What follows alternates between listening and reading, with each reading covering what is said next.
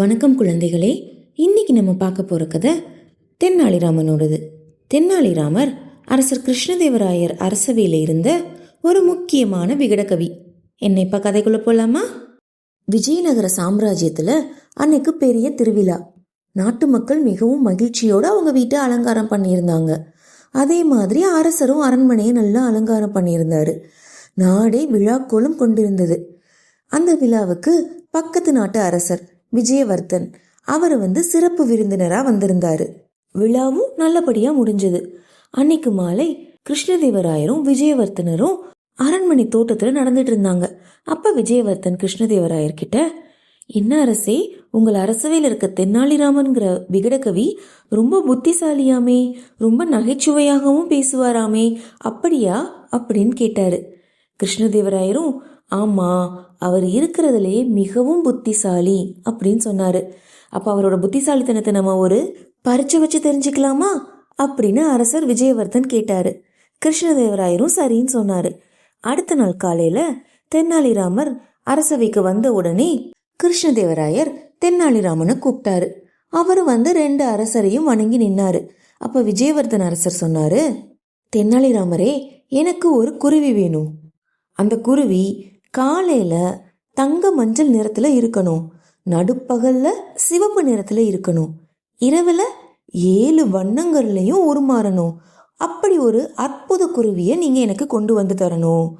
அது மட்டும் இல்ல, அந்த குருவி சில நேரம் 3 காலால நடக்கணும், சில நேரம் 2 காலால நடக்கணும், சில நேரம் 7 ரெக்கை கொண்டு வானத்துல பறக்கணும்.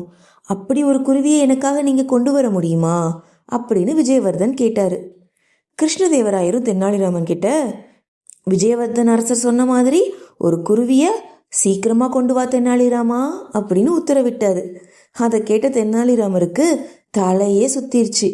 என்னது, இப்படி ஒரு குருவியை நம்ம எங்க போய் தேடுறது அப்படின்னு யோசிச்சாரு. ஆனா அவரோட குழப்பத்தை அவர் முகத்துல காட்டவே இல்லை. சிரிச்சுக்கிட்டே, சரி அரசே, நாளைக்கு அப்படி ஒரு பறவையோடு தான் இந்த அரசவைக்கு நான் வருவேன் அப்படின்னு கூறிட்டு எல்லார்கிட்டையும் விடை பெற்றுட்டு சென்றுட்டாரு.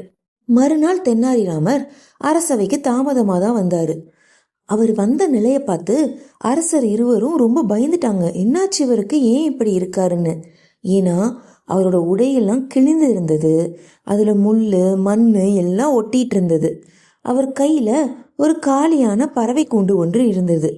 அரசர் தென்னாலிராமர் கிட்ட, என்னாச்சு தென்னாலிராமா, ஏன் இப்படி வந்திருக்க, எங்கேயாவது கீழே விழுந்துட்டியா அப்படின்னு கேட்டாரு. தென்னாலிராமர் அரசர்கிட்ட, அரசே, ஒரு அதிசயமான கதை நடந்துருச்சு. விஜயவர்தன அரசர் கூறிய மாதிரி ஒரு குருவி என் கையில கிடைச்சிருச்சு. நானும் அதை இந்த கூண்டுல தான் அடைச்சு வச்சிருந்தேன். அதை எடுத்துட்டு வரும்போது அந்த பறவை தம் மாயமான 7 ரெக்கைகளை விரிச்சு பறந்து சென்றுச்சு. அதை காட்டுல நானும் துரத்திக்கிட்டே போனேன். அது வெகு தூரம் பறந்து போயிருச்சு. அந்த பறவை பறந்துட்டு இருந்த மாதிரி என்கிட்ட என்ன சொல்லுச்சு தெரியுமா?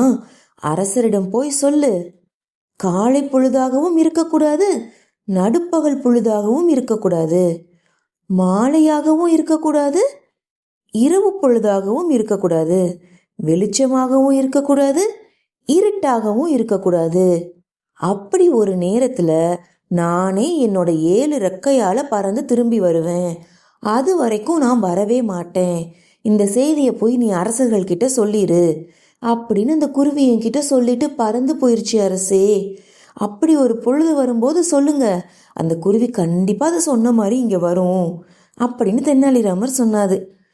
அதை கேட்ட அரசர் கிருஷ்ணதேவராயருக்கும் விஜயவர்தனருக்கும் தலையே சுத்திருச்சு. அப்படிப்பட்ட நேரம் ஒன்று இருக்கா, அது எப்ப உண்டாகும் அப்படின்னு யோசிச்சாங்க. அரசவையில் இருந்த அனைவருக்கும் வியப்பு தான் உண்டாச்சு. கடைசியில கிருஷ்ணதேவராயருக்கு சிரிப்பு தான் வந்தது. விஜயவர்தன அரசர் சொன்னாரு, தென்னாலிராமரே, உங்களோட அறிவு கூர்மை பத்தி நான் இதுவரை கேள்விப்பட்டிருக்கேன். ஆனா இப்பதான் நான் நேர்லயே உங்களை பாக்குறேன். அப்படி ஒரு குருவி இருக்க வாய்ப்பே இல்லைன்னு தெரிஞ்சும் உங்களை சோதிக்கிறதுக்காக நாங்க கேட்ட ஒரு விஷயத்த திரும்ப எங்க கிட்டயே கேட்டு எங்களை நீங்க மடக்கிட்டீங்க. நீங்க ரொம்ப பெரிய புத்திசாலி தான் அப்படின்னு 2 அரசரும் தென்னாலிராமரை பாராட்டி அவருக்கு நிறைய பரிசுகள் கொடுத்தாங்க. பாத்தீங்களா தென்னாலிராமரோட புத்திசாலித்தனத்தை?